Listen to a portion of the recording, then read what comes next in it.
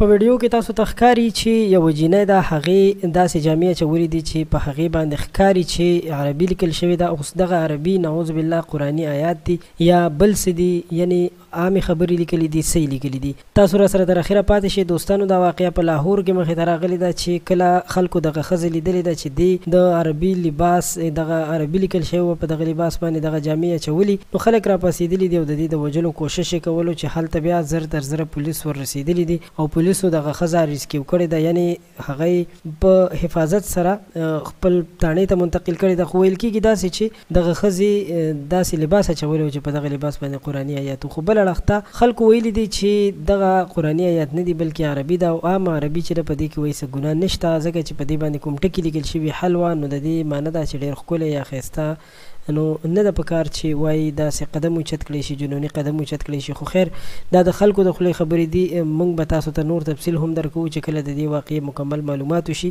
نو ستاسو یو جهان مننه چې تاسو دا ویډیو تر اخره وکتله.